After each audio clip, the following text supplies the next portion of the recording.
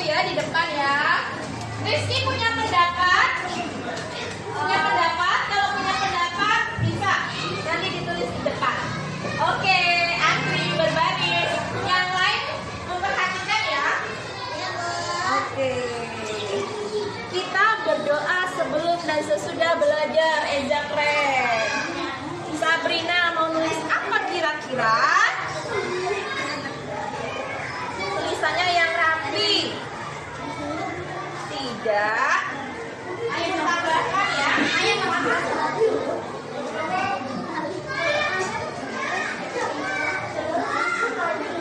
Ini tadi dari siapa? Alfian. Yang kedua dari siapa? Kaila. Yang ini dari siapa? Siapa? Eza. Ini dari Sabrina.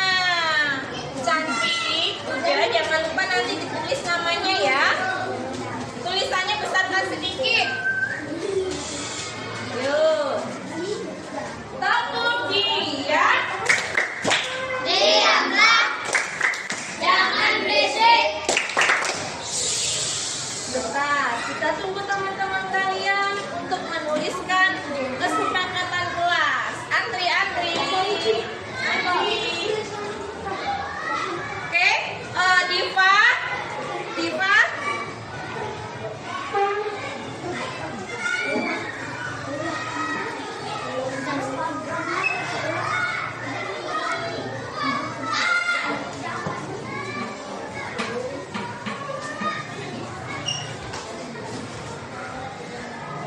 Oke, yang ada lagi? Putri apa Putri? Jangan terlambat. Jangan terlambat. Ya, sabar. Cio apa Cio? Tidak berisik saat pembelajaran. Tidak berisik. Tidak berisik. Ya, 9. Rizky apa Rizky? Kalau air kecil di itu harus disiram. Oh, kalau buang air kecil harus disiram. Bu. Ya, sebentar.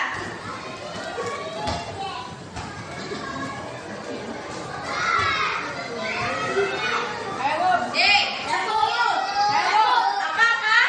Menghargai pendapat teman kelas. Oh, menghargai pendapat.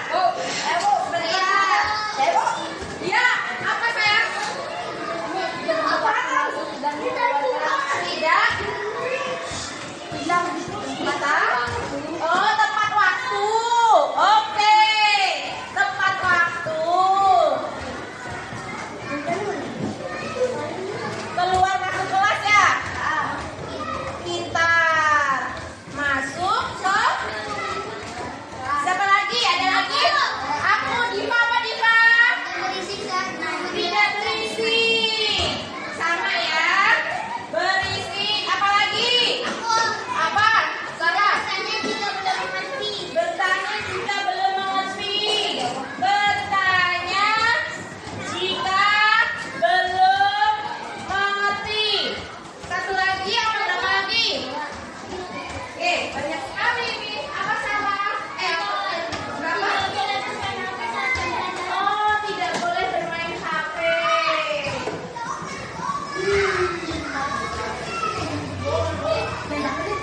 Kalian semua luar biasa di sini, makanya kita akan tepuk hebat dulu. Tepuk hebat. Aku hebat. Aku hebat. Aku hebat. Hebat, hebat. Yes. Ada berapa poin di sini? Karena di sini ada namanya kesepakatan kelas. Nanti ibu akan buat menjadi keyakinan kelas. Tadi kesepakatan sudah dijelaskan ya. Kesepakatan tadi sesuai teman kamu bilang apa tadi? Aturan. Yang satu keyakinan. Iya. Yang lebih tepat jadi keyakinan kelas. Kenapa keyakinan kelas? Ini nanti dari keyakinan kelas ini disarankan atau diharapkan tidak ada kata negatif. Contohnya apa sih yang kata negatif? Keyakinan kelas itu yang lebih baik apa?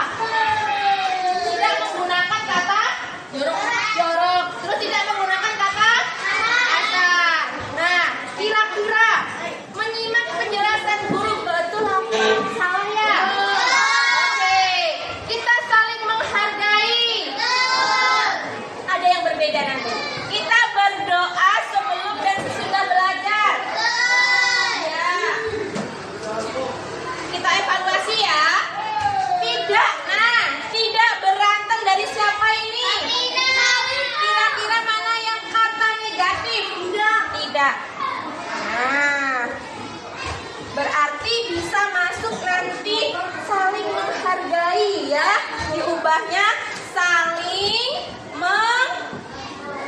menghargai. Oke. Terus kita menjaga kebersihan sudah? Betul? Oke. Tidak membuang sampah sembarangan. Kira-kira? Salah. Kenapa salah? Karena kita menjaga kebersihan nomor 5. Oh, nomor 5 cerdas. Bagus, salah. Kita menjaga kebersihan berarti ini tidak perlu ya. Kita silang ya. Setuju? Sepakat? Oke. Coba Eza, jangan terlambat. Salah atau tepat? Kenapa? Oke, sebaiknya apa ya Eza? Apa?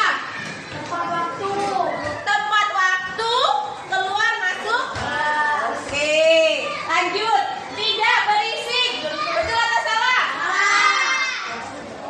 Yang mana yang salah? Seharusnya. Ayo masuk ke mana? Masuk ke mana? Yang bisa siapa? Siapa? Tidak berisik berarti dia harus menghargai. Terus buang air kecil harus dibuang. Kurang tepat atau sudah tepat? Kurang. Yang betul apa? Harus izin. Apa? Harus izin. Izin ada mana? Oh ini tepat waktu. Mana ada nggak harus izin? Oh ini. Tambahkan ya. Izin guru saat keluar saat ke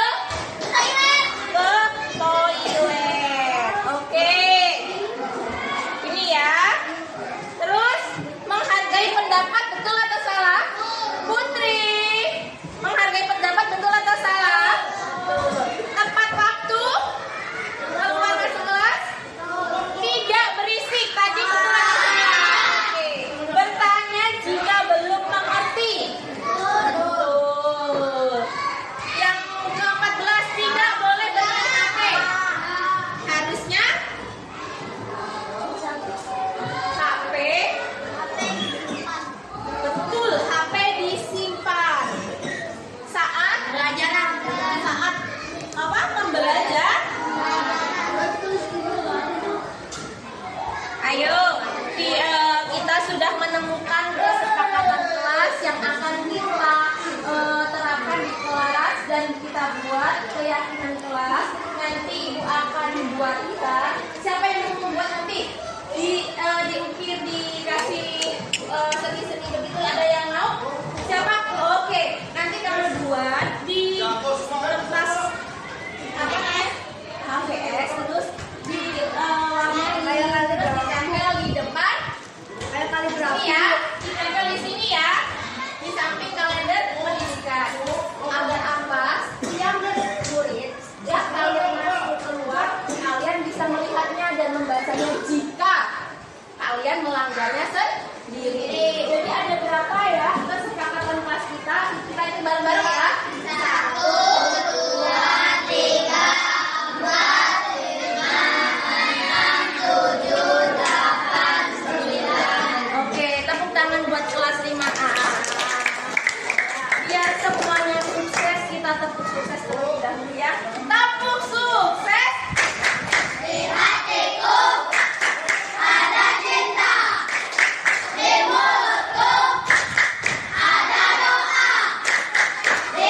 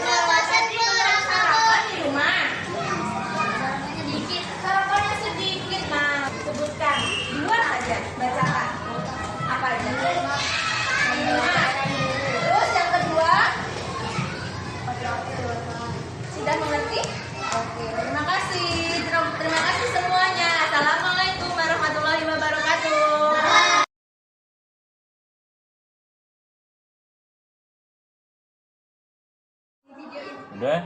Deh. Ya.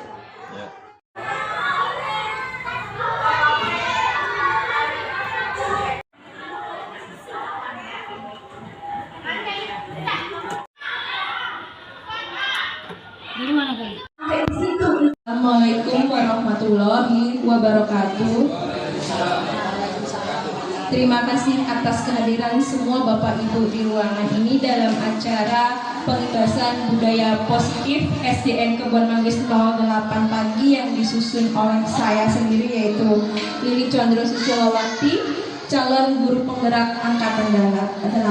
Sebelum acara dimulai, alangkah baiknya kita berdoa terlebih dahulu yang akan dipimpin oleh Bapak Sukari SPDI. Waktu dan tempat saya persilakan. Terima kasih.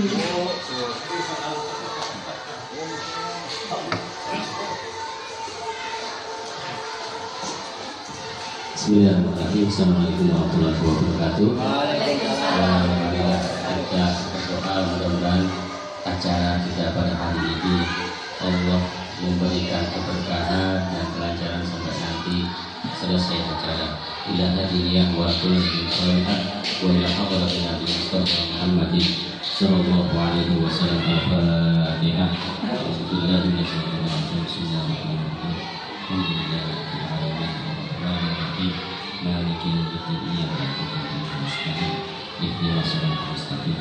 Siratal ladzina an'amta 'alaihim ghairil maghdubi 'alaihim waladdallin. Allahumma shalli ala sayyidina Muhammad wa ala sayyidina Muhammad walhamdulillahi rabbil alamin. Hamdan syakirin hamdan na'iman hamdan ni'aman wa yukafi'u mazidah. Ya Rabbana lakal hamdu wa syukru hamdan karim wa 'alaihi sultan. Raditu billahi rabban wa bil islami dinan wa bi Muhammadin nabiyyan wa rasulah. Wa bi zidna ilma wa rizqna fahma waj'alna min as-salihin. Allahumma la sahla illa ma ja'altahu sahla wa anta taj'al hasna idza syi'ta sahla. Rabbana atina fid dunya hasanah wa fil akhirati hasanah wa qina adzabannar. Wa sallallahu sayyidina Muhammadin wa alihi wasallam. Walhamdulillahi rabbil alamin. Terima kasih Pak atas pembacaan doanya. Selanjutnya, dengan tadi budaya positif, yang pertama dasarnya terlebih dahulu yaitu filosofi KHD. Apa itu filosofi KHD? KHD itu Ki Hajar Dewantara, yaitu ada Ingarso Sungkulodo Imagyo Mangkarso Tuturi Handayani, yang artinya di depan memberi contoh yang baik, di tengah memberi semangat, di belakang memberi dorongan, mencerminkan ke dalam filosofi pendidikan Ki Hajar Dewantara. Jadi kita sebagai guru harus mengacu ke dalam Ki Hajar Dewantara. Yang selanjutnya menuntun segala kodrat yang ada pada anak agar mencapai keselamatan dan kebahagiaan setinggi-tingginya sebagai manusia maupun anggota masyarakat adalah tujuan pendidikan menurut Ki Hajar Dewantara. Jadi kita itu ke anak harus menuntun. Menuntun itu dalam hal apa? Dalam segala bidang. Ya Pak Bu, karena kita itu sebagai contoh teladan yang baik ke anak murid. Jadi perilaku kita itu akan dilihat dan anak juga akan bisa mencontoh dari perilaku kita. Nah, nilai-nilai guru penggerak apa saja sih yang ada di dalamnya? Yang pertama, berpihak pada murid. Yang kedua, inovatif. Yang ketiga, kolaboratif. Yang keempat, reflektif. Dan yang kelima, mandiri. Saya akan jabarkan satu-satu. Guru penggerak diharapkan yang pertama yaitu mandiri. Tidak hanya guru penggerak, tapi semua kita sebagai guru kita harus mempunyai 5 item ini agar murid bisa berkarakter, bisa berakhlak mulia yang lebih baik. Yang pertama, mandiri. Apa itu mandiri? Tidak bergantung pada orang lain, bisa menyelesaikan tugas-tugasnya dengan baik. Setiap guru pasti mempunyai tugas masing-masing, setiap guru punya tanggung jawab masing-masing, dan disitulah peran guru sebagai mandiri. Yang kedua yaitu reflektif, melakukan refleksi. terhadap praktek mengajar, mengevaluasi kelebihan dan kekurangan dalam mengajar, meminta umpan balik dari guru dan murid. Biasanya sebagai guru kita harus refleksi secara berkala, bisa setiap seminggu sekali, 1 bulan sekali, agar kita lebih paham, lebih tahu masalah-masalah apa saja yang terjadi dalam kelas maupun di luar kelas. Jadi ketika ada masalah, lebih bisa terwujud pengatasan masalahnya tersebut. Selanjutnya yang ketiga, yaitu kolaboratif. Mampu bekerja sama dengan siapa saja dan kapan saja. Di sini tidak bisa jalan sendiri tanpa kerjasama dari pihak lain, misalkan dari bapak ibu guru yang lain, atau dari pimpinan, atau dari warga sekolah seperti penjaga sekolah dan orang tua murid, terutama komite. Satu lagi, korlas. Kita harus kolaboratif di sini. Yang selanjutnya, berpihak pada murid. Segala daya dan upaya yang dilakukan adalah untuk kepentingan dan kemajuan murid. Sebagai guru kita tidak boleh egois, karena murid harus diutamakan di sini. Sebagai guru kita harus berpusat pada murid, mengetahui apa yang diinginkan murid, mengkomunikasikan apa yang dimau murid dengan cara apa? Dengan cara kita pendekatan secara individual maupun secara keseluruhan. Inovatif, mempunyai ide-ide baru dan merealisasikan dalam pembelajaran. Jika bapak ibu guru misalkan seperti Pak Adul ataupun Pak Kari, Pak Kus mempunyai inovasi baru tentang penggunaan IT, tidak serta-merta untuk dirinya sendiri, tetapi harus disalurkan ataupun harus diimbaskan ke teman-teman yang lain. Contohnya saya sekarang ini, saya harus pengimbasan ke semua bapak ibu guru agar apa? Agar bapak ibu guru juga tahu dan bisa mengaplikasikan nantinya di dalam kelas maupun di luar kelas.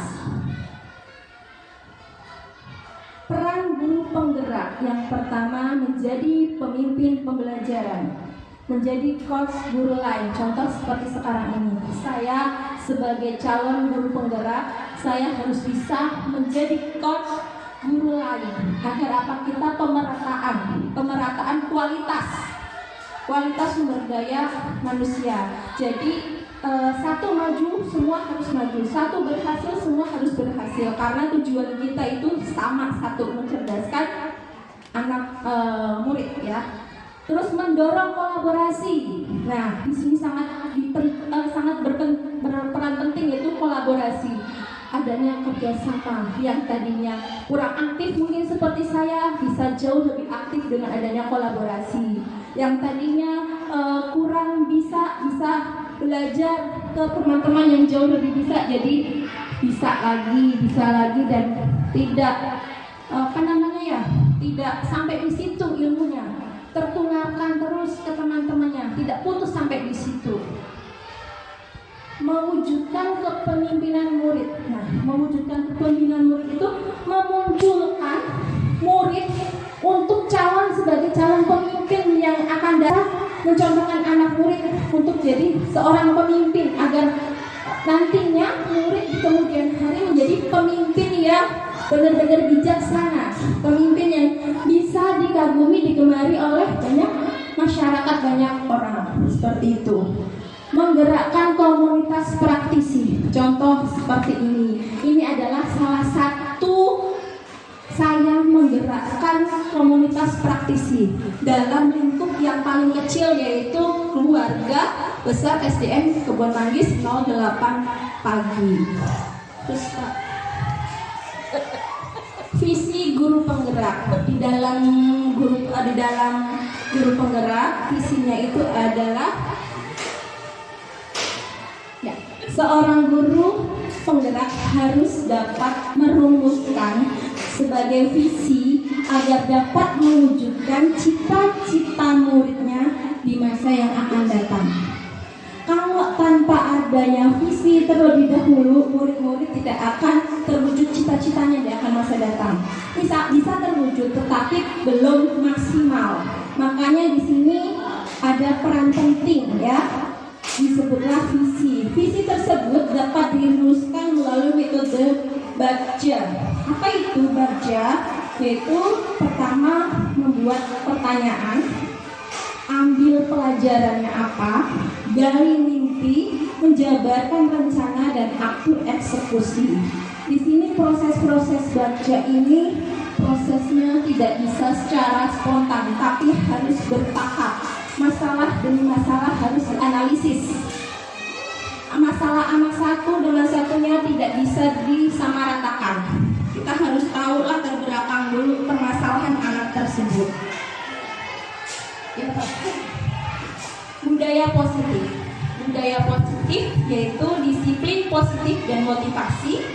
Yang kedua, keyakinan kelas. Yang ketiga, 5 kebutuhan dasar manusia. Yang selanjutnya 5 posisi kontrol guru dan segitiga restitusi.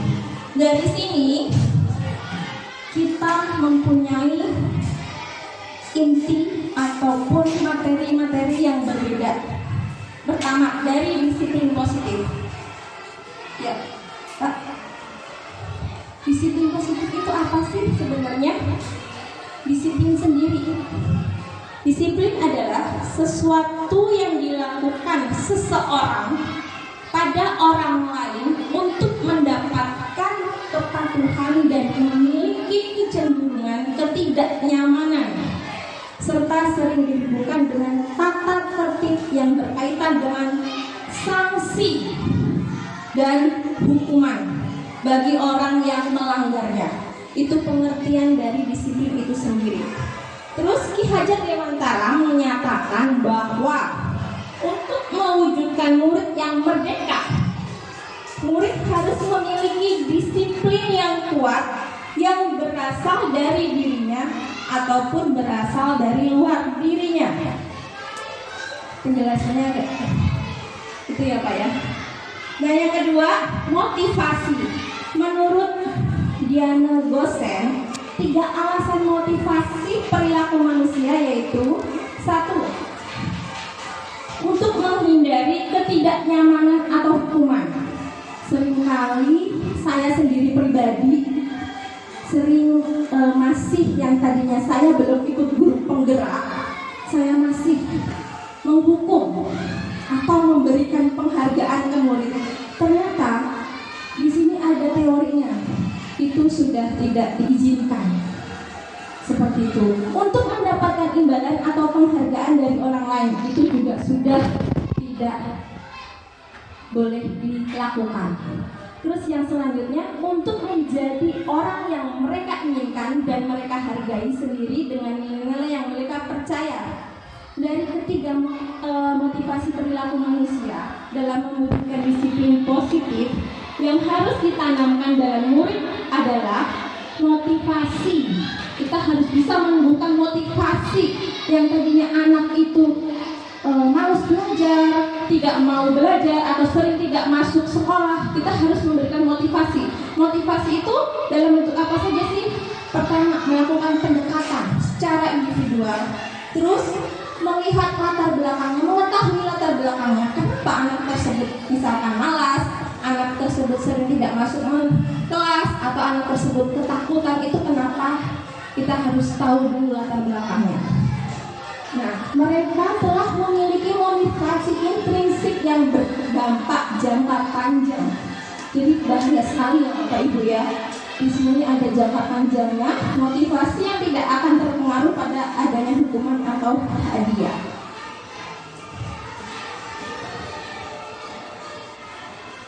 Nah, tadi tentang motivasi, kita sebagai guru harus memberikan motivasi. Pertama, kalau kita belum bisa memberikan motivasi ke anak murid, kita belajar motivasi untuk diri kita sendiri dulu. Bagaimana kita memotivasi diri sebelum kita memotivasi orang lain, seperti itu. Yang selanjutnya, keyakinan kelas. Keyakinan kelas sama peraturan kelas berbeda ya Bapak Ibu ya. Kalau keyakinan kelas itu dibuat sesuai atau bersifat lebih abstrak. Terus keyakinan kelas ditulis berupa pernyataan universal. Pernyataan keyakinan kelas senantiasa dalam bentuk positif. Misalkan, kalau peraturan kelas itu seperti dilarang masuk sekolah terlambat. Ada kata negatif. Apa itu kalimat negatifnya? Dilarang masuk sekolah terlambat. Berarti kalimat negatifnya yaitu apa Bapak Ibu? Dilarang. Harusnya diubah ke keyakinan kelas. Jadi kalimat yang lebih positif apa? Dilarang masuk ke sekolah terlambat. Berarti datang ke sekolah tepat waktu. Jadi kalimat-kalimat negatif itu peraturan sekolah. Kalau keyakinan kelas itu berupa ke dalam bentuk kalimat positif. Dan itu biasanya kesepakatan kelas itu untuk membuat keyakinan kelas. Jadi suara terbanyak, bukan dari gurunya sendiri, bukan. Terus selanjutnya, keyakinan kelas hendaknya tidak terlalu banyak sehingga mudah diingat dan dipahami oleh semua warga kelas. Misalkan keluar masuk kelas izin Bapak Ibu guru. Nah, seperti itu. Keyakinan kelas sebaiknya sesuatu yang dapat diterapkan di lingkungan sesuai kondisinya. Jadi mungkin keyakinan kelasnya di kelas Pak Kus sama di keyakinan kelas di tempatnya Buniar itu berbeda. Bisa juga berbeda juga dengan keyakinan kelas di tempatnya Bu Mega. Biasanya keyakinan kelas antara di kelas rendah dan kelas tinggi itu ada sedikit perbedaan. Tapi semua itu bisa dikondisikan, bisa dikoordinasikan dengan guru kelas masing-masing. Seperti itu ya Bapak Ibu. Semua warga kelas hendaknya ikut berkontribusi. Yang tadi saya sudah jelaskan, suara terbanyak dalam pembuatan keyakinan kelas lewat kegiatan curah pendapat.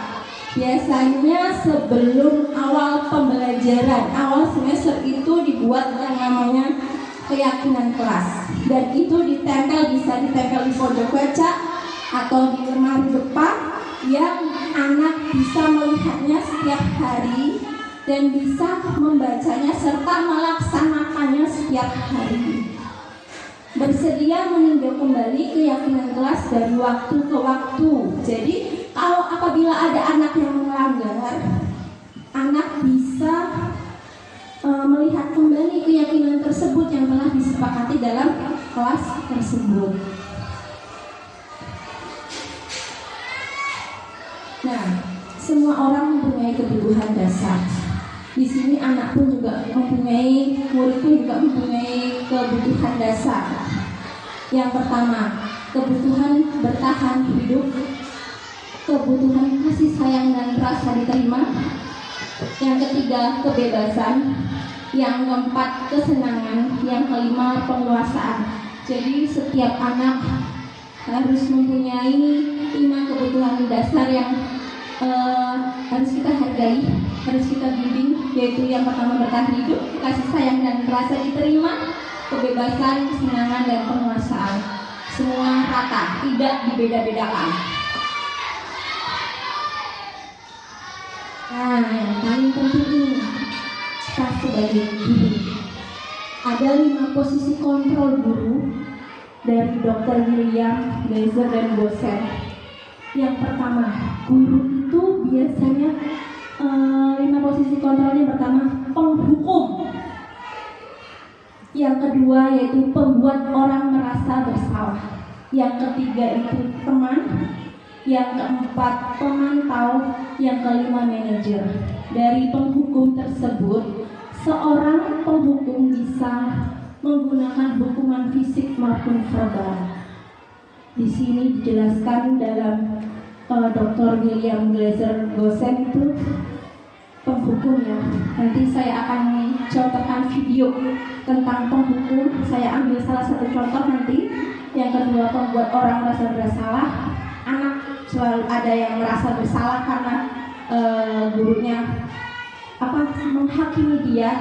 Terus sebagai teman, monitor atau pemantau. Yang selanjutnya yaitu manajer. Apa itu manajer? Yaitu posisi mentor, di mana guru berbuat sesuatu bersama dengan murid, mempersilahkan murid mempertanggungjawabkan perilakunya, mendukung murid agar menemukan solusi atas permasalahan sendiri. Sedangkan sebagai pembuat, orang merasa bersalah itu apa? Pada posisi ini biasanya guru akan bersuara lebih lembut. Yang ketiga, teman. Guru pada posisi ini tidak akan menyakiti murid kalau dia bisa memposisikan dirinya sebagai teman. Namun, akan tetapi berupaya mengontrol murid melalui persuasi. Yang keempat, monitor atau pemantau. Memonitori berarti mengawasi. Selanjutnya, nah ini salah satu yang tadi saya bilang.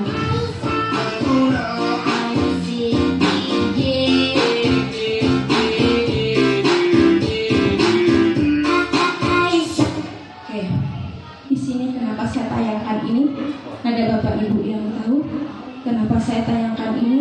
Sudah tidak lagi zamannya, sudah tidak lagi selama saya mengikuti calon guru penggerak, guru itu dalam LMS, dalam pembelajaran guru penggerak sebagai posisi kontrol guru itu sebagai penghukum. Sudah tidak diperkenankan untuk hal seperti ini. Tadi sudah dijelaskan oleh Laser. Jadi untuk bukan malas sekolah, tapi peraturan sekolah yang bikin malas. Jadi seperti ini. Tadi bukan lagi peraturan kelas yang dibuat.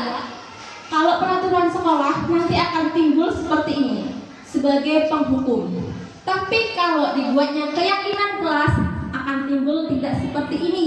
Kalau kita sudah mengetahui konsepnya dulu, mengetahui teorinya dulu, mengetahui apa sih yang sekarang diinginkan anak, yaitu berpusat pada murid. Jadi sudah tidak lagi zamannya untuk menghukum seperti ini. Coba Pak tayangkan terlebih dahulu Pak.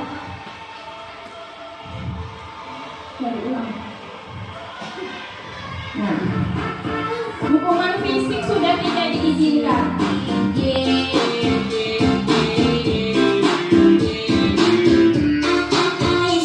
Itu salah satu hukuman fisik tidak lagi diizinkan.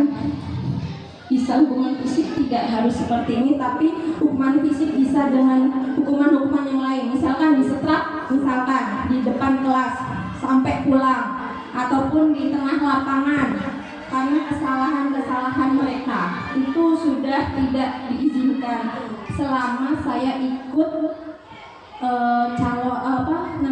guru penggerak angkatan 8 ini, karena di situ kita belajar untuk posisi kontrol guru seperti itu. Lanjut Pak.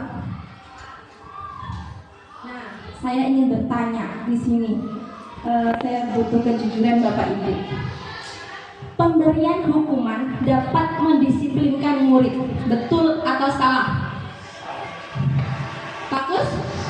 Salah. Terus siapa lagi yang menjawab? Pemberian hukuman dapat mendisiplinkan murid.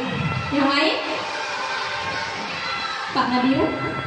Ya, itu tepat saat zamannya saya kecil, ya, di mana orang tua selalu memberi hukuman untuk mendisiplinkan anak-anaknya seperti itu. Jadi kita waktu kecil takut diberi hukuman, makanya harus disiplin kan gitu. Tapi untuk sekarang kan sudah enggak begitu. Anak sekarang beda lagi, diberi hukuman. Jangankan yang berat dicubit aja udah jadi masalah, udah melanggar HAM dan sebagainya. Tapi zamannya saya semua orang, semua murid semua dihukum sama guru. Bener, apa kesalahan kita pasti dihukum. Yang ditendang, yang dijebleskan ke papan tulis, ya, yang diketok jarinya pakai penggaris segitiga.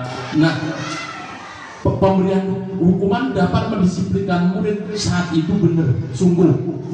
Ya, untuk menghindari hukuman maka kita berbuat disiplin. Tapi sekali lagi untuk sekarang ini bukan zamannya lagi.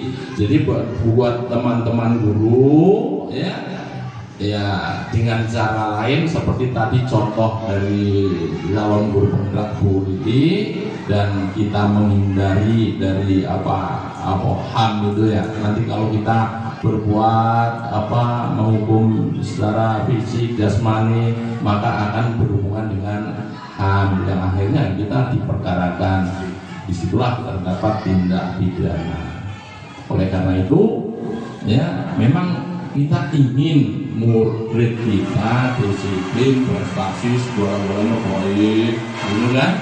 Tetapi kita harus punya kontrol tadi, ya, yang sudah dicontohkan ya pada zamannya sekarang ini, ya sudah ada maksud alternatif lain mendisiplinkan itu dengan cara kegiatan yang positif. Terima kasih, mungkin itu dari saya.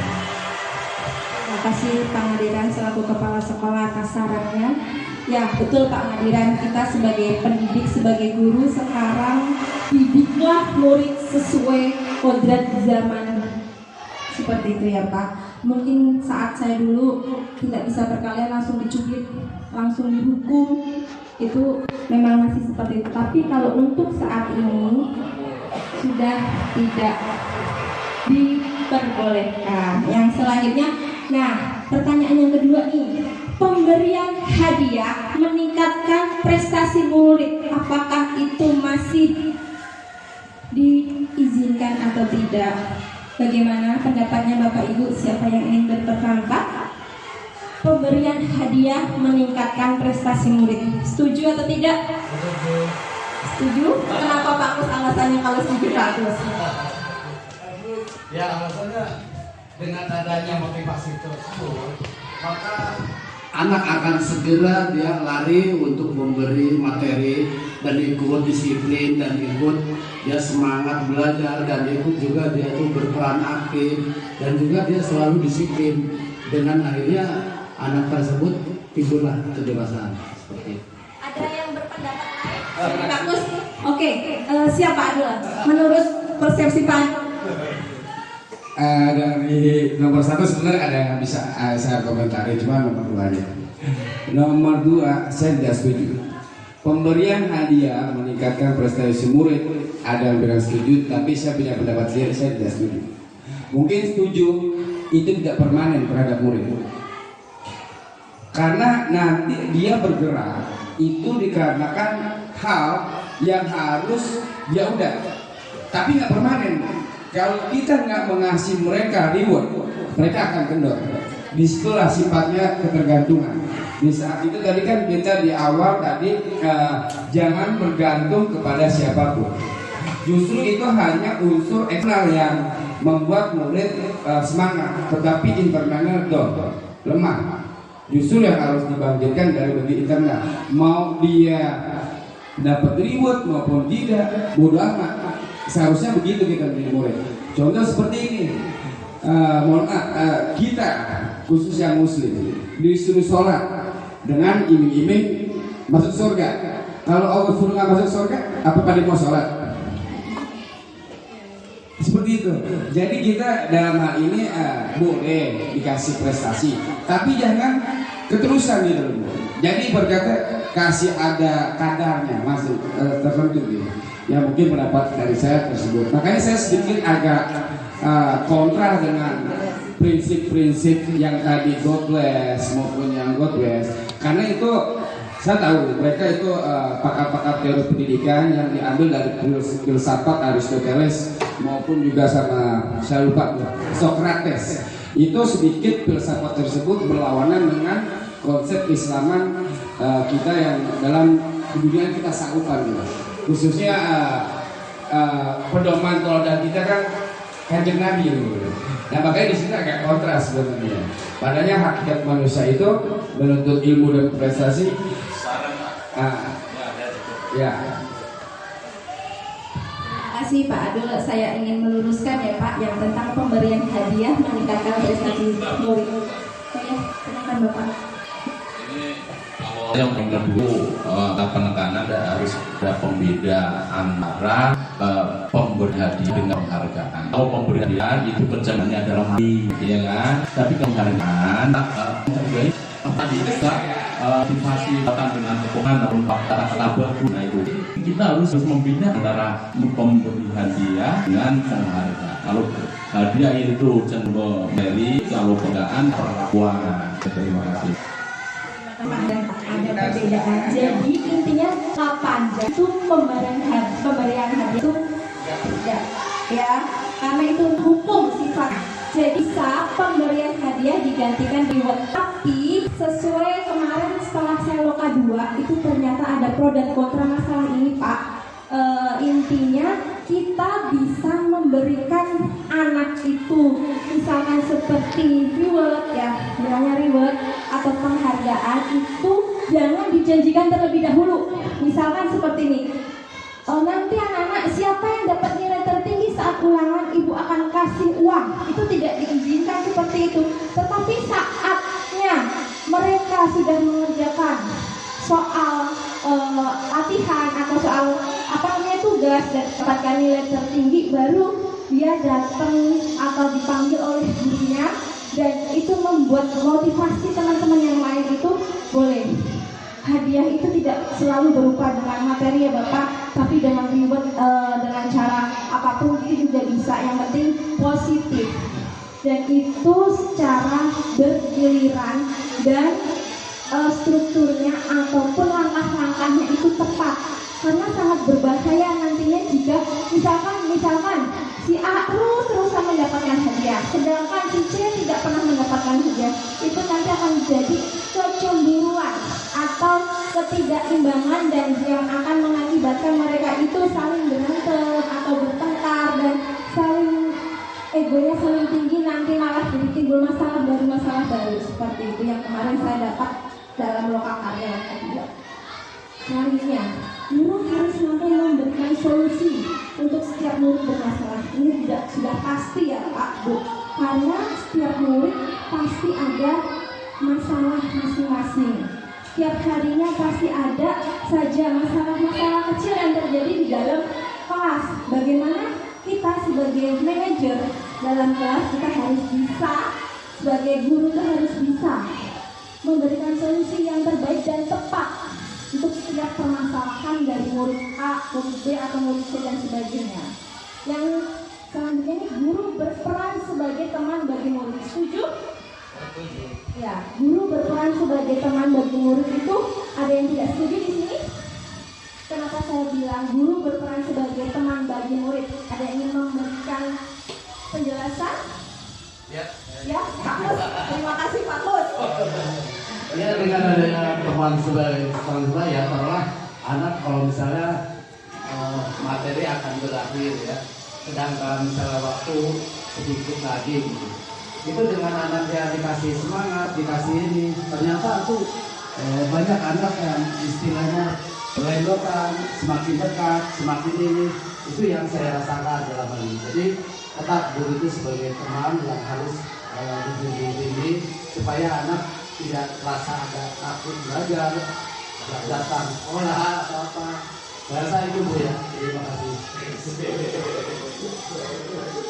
Terima kasih jawabannya Pak Kus, betul Pak Kus. Nah, di sini sudah terjawab ya semua Bapak Ibu. Alhamdulillahnya sudah terjawab. Apakah ada tambahan dari yang sudah lulus nih, guru penggerak angkatan 5 dari Pak Markus atau dari Bu Anggi menjawab masalah-masalah yang ada yang saya tanyakan? Waktu dan tempat saya persilakan, atau dari Bapak Ibu guru yang lain, biar nanti kedepannya kita jauh lebih baik lagi untuk mendidik dan membimbing anak-anak. Biar tujuan kita, visi kita itu secara maksimal bisa terwujud. Amin amin ya robbal alamin. Silakan. Ya. Saya mengomentari yang guru berperan sebagai teman.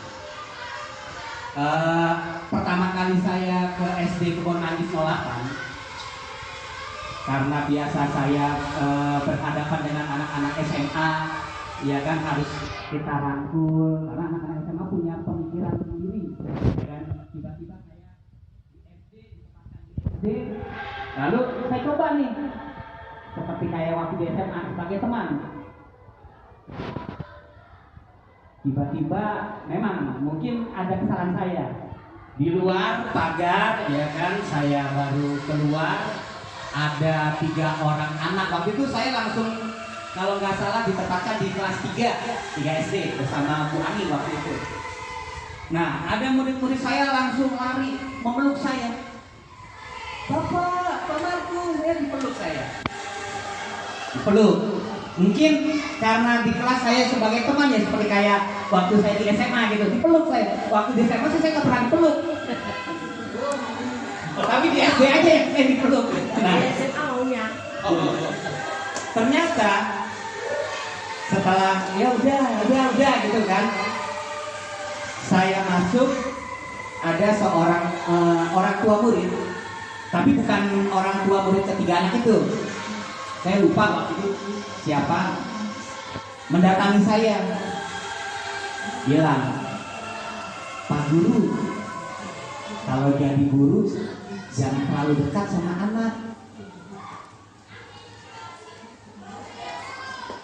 Untungnya saja kan yang itu cowok-cowok semua, nggak ada anak-anak cewek, nggak ada murid wanita, tapi murid-murid cowok. Orang tua murid tersebut mengatakan gini, emang kenapa Bu? Saya bilang gitu kan. Kenapa? Enggak Pak, takutnya nanti ada salah persepsi dari para orang tua. Saya mulai berpikir gitu kan. Oh iya Bu, saya langsung jawab pada saat itu. Oh iya Bu, siap, laksanakan. Saya mungkin terlalu berkobar-kobar gitu dengan anak-anak, sehingga anak-anak istilahnya ya seperti itu terhadap saya. Nanti saya perbaiki istilahnya tingkah laku saya istilahnya kepada murid misalnya gitu. Lalu saya setelah saya waktu itu ya udahlah, akhirnya saya agak ngerem seperti itu, agak ngerem. Istilahnya saya tidak mau terlalu dekat, tapi saya coba sebagai teman itu saya berpikir pada saat saya kemarin mendapatkan belajar juga dari guru penggerak sebagai teman, ternyata memang dari teori tersebut teman kan itu ada 3, sebenarnya ada 5 ya, dari penghukum, pembuat rasa bersalah, lalu teman, kemudian monitoring atau pemantau, setelah yang terakhir manajer. Nah yang ketiga itu sebenarnya dianggap tengah-tengah, yang kalau bisa dihindari yang nomor 1 dan 2. Yang tengah-tengah itu sekedarnya aja, tapi diusahakan kita menuju ke yang nomor 5 sebagai manajer. Kalau di sini kita yang pertanyaan ketiga ya, guru harus mampu memberikan solusi untuk setiap murid bermasalah. Sebenarnya nggak harus ya, tapi maksudnya kalau harus itu kesannya ya nantilah memang ini, tapi diharapkan, karena nggak mungkin kita setiap ada masalah kita bisa memberikan solusi. Belum tentu solusi dari kita itu benar. Mungkin menurut saya solusi itu benar menurut saya, tapi menurut Bu Angki enggak, menurut Pak Adu enggak, beda lagi. Bahkan mungkin banyak solusi. Nah, artinya solusi, kita mampu memberikan solusi itu, artinya kita juga harus, kalau yang tadi, kembali lagi ke kebutuhan dasar anak. Kalau anak punya masalah, berarti ada kebutuhan dasar yang tidak terpenuhi.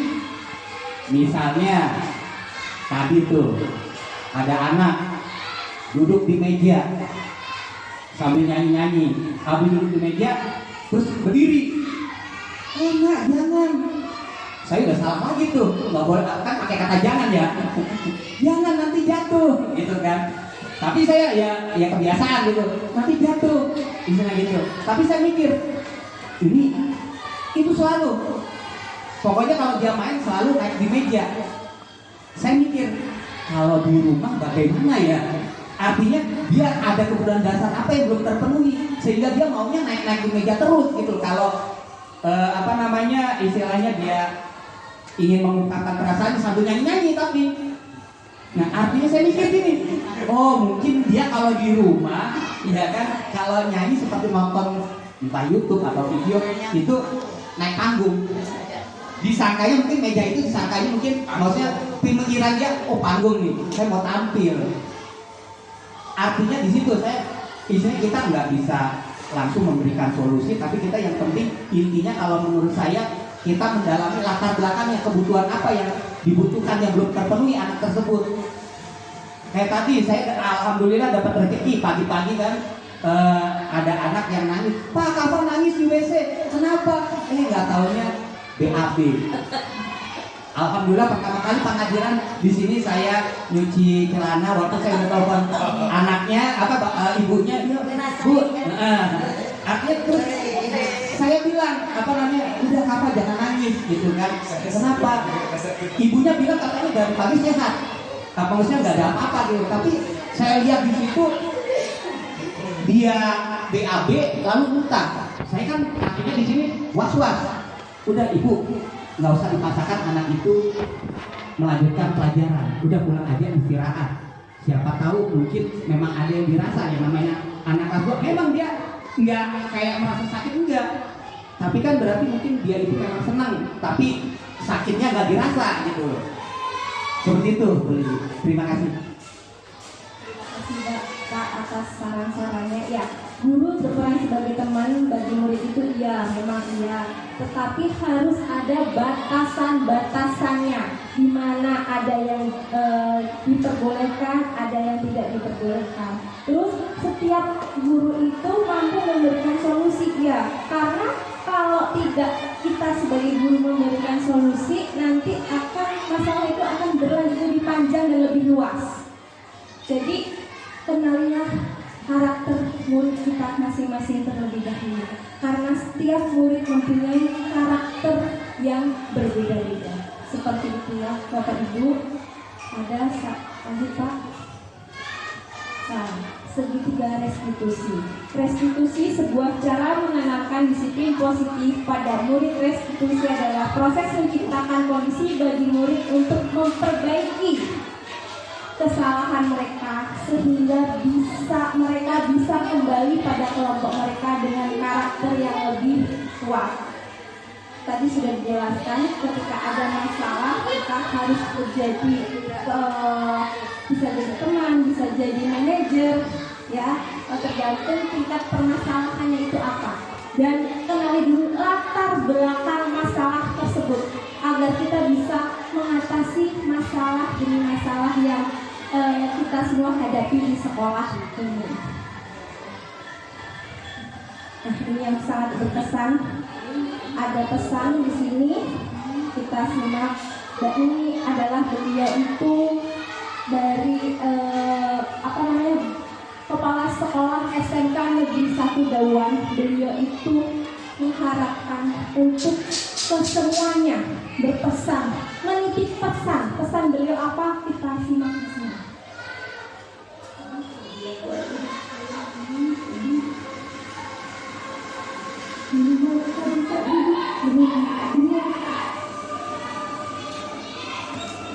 Jangan banyak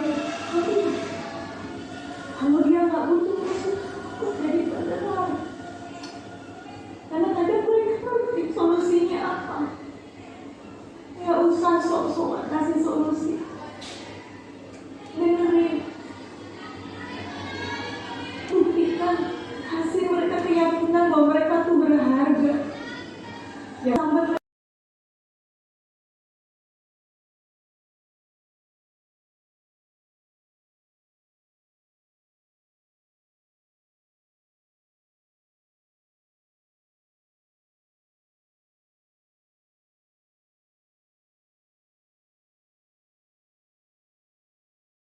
sampai mengeluarkan kata-kata kasar. Jangan sampai menyindir. Karena setiap anak, setiap orang itu pasti ada yang akalnya itu berbeda.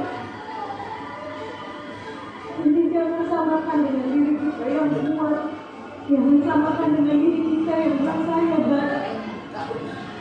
Saya nggak pernah berdaya. Jangan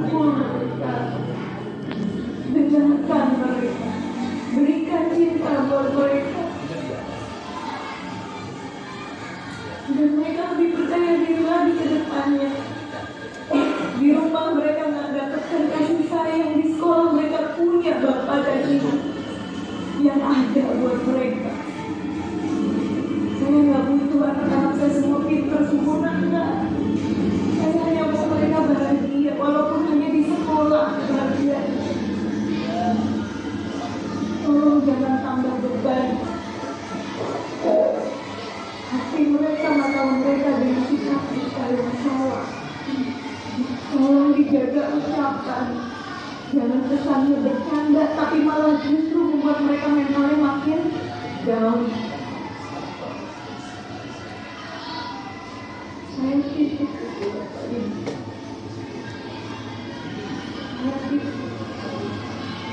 kita semua juga nggak sempurna jadi orang tua. Saya orang tua yang sangat tidak sempurna. Saya berusaha di sini untuk memberikan yang terbaik yang saya mampu kalau sekolah. Sebagai seorang ibu yang terbatas usianya di sekolah. Jadi tolong jangan cuek. Ya, tolong ketika ada tanda-tanda itu kelihatan. Anaknya ditemenin. Kalau nggak sanggup bawa ke saya. Saya nggak akan segan diteruskan. Itu yang saya inginkan. Mungkin itu saja Bapak Ibu yang bisa saya share untuk evaluasi. Mohon maaf. Ya, terima kasih. Saya nggak menyadari. Ya, di sini menurut saya terinspirasi. Langsung seketika langsung di hati saya itu maknanya dalam. Karena kita itu di sekolah sebagai orang tua kedua. Mungkin anak-anak di rumah tidak mendapatkan kenyamanan, tidak mendapatkan kasih sayang full. Nah, di sini tugas sebagai guru dan sebagai pendidik yaitu tadi, jangan pernah menganggap remeh anak-anak, karena anak-anak itu perlu kita sebagai orang tua di sini. Ada yang ingin mengomentari tentang video tersebut? Ada yang ingin mengomentari tentang video ini? Mungkin dari Bapak? Tidak? Dari ini? Ini yang bikin saya belum tidak menulis buku. Bismillahirrahmanirrahim. Nah, apa yang disampaikan Ibu tadi, Bu Raden, itu memang benar. Karena selama saya mengajar menjadi guru, lalu kedekatan dari zaman saya mengajar di 09 jadi guru olahraga sampai sekarang, tiap tahun tuh pasti ada anak yang dekat. Walaupun saya ngajar guru sehari di Kuningan 04, Kuku 08, itu mereka mendekati saya karena saya melihat laporan dari mereka nggak betah di rumah. Itu benar, ketidaknyamanan di rumahnya, sehingga mereka punya guru dan juga teman yang memberikan solusi, mengajak ngobrol asik, sehingga membuat mereka merasa nyaman. Nah, disitulah beban yang mereka yang ada di rumah mungkin mereka kurang diungkapkan. Nah, kita sebagai guru dan juga sebagai solusi sebagai teman memberikan kebahagiaan yang tadi tidak didapat di rumahnya gitu. Itu sangat setuju saya dengan Ibu, dan memang seorang guru harus bisa hal-hal tersebut di samping untuk menyampaikan keilmuan. Itu saya. Terima kasih dari Bapak Ibu yang lain dan ke anak agar anak berpikir lebih kritis dan menawarkan bagaimana solusinya yang terbaik buat dia sendiri, karena setiap anak mempunyai solusi yang berbeda-beda ya Bu Anggi. Dan kita sebagai Bapak Kepala Sekolah bilang betul, Bapak kita sebagai contoh teladan yang baik. Ucapan kita, tutur kata kita, perbuatan kita itu akan dilihat, dan anak adalah rekaman yang paling baik saat dia menerima pembelajaran dari sekolah. Seperti itu. Cukup sekian. Oh ya, ada pertanyaan lagi dari Pak Markus. Silakan Bapak. Mungkin bukan pertanyaan, ini refleksi aja buat kita. Nah, pengalaman saya, dan ini pengalaman nyata. Saya punya teman 2 guru matematika. satu guru SMP, satu guru SMA, teman saya memperlakukan murid yang sama satu. Pada saat di SMP, guru matematika saya bahkan beberapa teman gurunya bercerita, anak itu prestasi juga kagak, kerjaannya tidur. Bahkan sampai 2 menit orang tua dipanggil, tapi tetap ya itu anak harus dilesin, sampai dilesin mana, tapi anaknya tetap aja. Kalau di misalnya ranking mungkin karena dulu kan masih ada rankingan ya, itu ranking 20 ke bawah. Masuk SMA kelas 1 ada berhubungan dengan teman saya juga, guru matematika. Sama, kerjaannya cuma tidur. Sering diomelin. Kerjaannya tidur, benar. Tidur aja gitu. Tiba-tiba sekolah itu ingin mengirimkan olimpiade. Olimpiade fisika juara apa namanya, anak yang juaranya udah diambil. Olimpiade komputer udah diambil. Semua juara udah diambil. Tinggal matematika yang belum ada.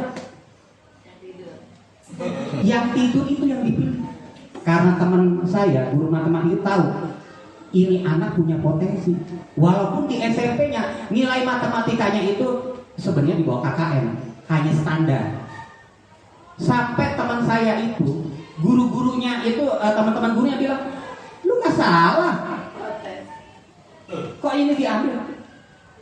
Cuma teman saya itu bilang gini, mungkin nggak langsung misalnya ini ya, lah lagian yang juara-juaranya udah diambil, terus saya dapat apaan buat dikirim? Tapi dia punya keyakinan. Dan saya juga pernah main catur bareng sama anak itu. Anaknya itu memang agak, mungkin kalau bisa dibilang dari teman saya SMP, dia bilang itu anak ABK. Langsung vonis. Karena tidur. Kalau cerita apa misalnya ditanya-tanya itu kadang-kadang nggak nyambung. Tingkat Jakarta juara 1, Jakarta Timur juara 1, Jakarta juara 1, sampai medali emas Olimpiade internasional.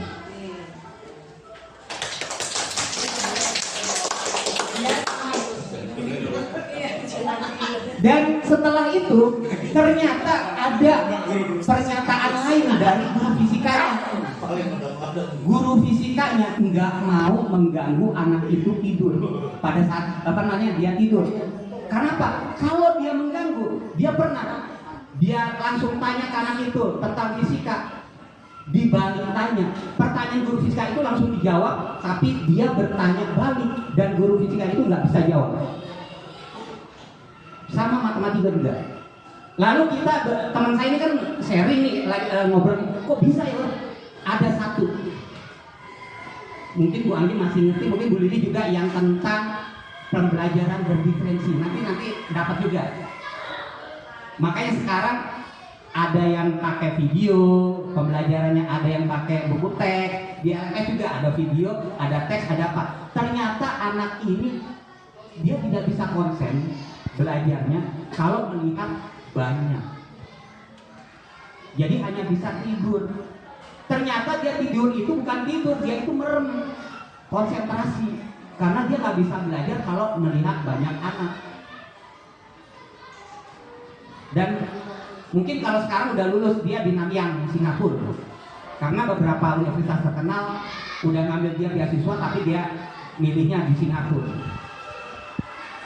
Dan kalau misal Bapak Ibu masih ingat yang ada mahasiswa Indonesia yang bunuh diri, terjun, itu sekamarnya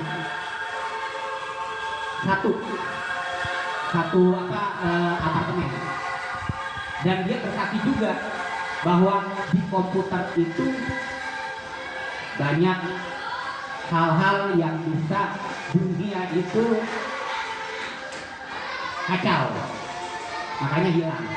Itu saja mungkin refleksi dari saya tentang bagaimana kita itu tidak bisa memberikan solusi. Menurut kita solusi itu bagus, les belajar, tapi ternyata kita nggak tahu kalau ternyata sebenarnya dia udah belajar, tapi nggak bisa pakai cara kita. Itu aja. Terima kasih dulu. Terima kasih Pak atas refleksinya. Jadi saya ingat materi yang sudah saya dapat kemarin. Janganlah seperti ini intinya. Janganlah kita menilai 12% orang lain tentang orang lain tanpa belum kita melihat bagaimana dalamnya orang tersebut. Jadi intinya jangan mudah menilai orang lain dari covernya. Hanya 12%, ada teorinya ya Pak. Teori ya, itu teori itu yang kemarin modul sudah dilalui. Jadi tidak boleh menilai, cara cepat menilai orang lain tanpa kita melihat dalamnya orang tersebut atau karakternya tersebut.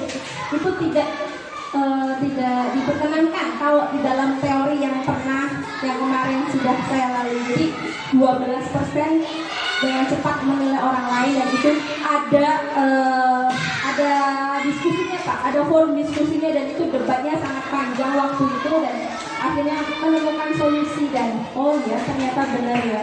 Terus kita kalau menilai anak, saya pribadi tidak bisa langsung kamu pintar, kamu kurang pintar, tanpa kita melihat seperti tadi Pak Markus bilang, latar belakangnya dulu kita harus tahu. Lagi-lagi kembali kita harus tahu tentang karakter setiap siswa, seperti itu. Oke, terima kasih. Ada pantun dari saya. Siang-siang pergi ke kota, jangan lupa membeli alpukat. Demikian presentasi saya, semoga bermanfaat. Jangan lupa nanti kalau kirim guru prestasi bagus. Oh iya, siap Pak, terima kasih. Sekian dari saya, presentasi dari saya, kurang lebihnya mohon maaf. Assalamualaikum warahmatullahi wabarakatuh.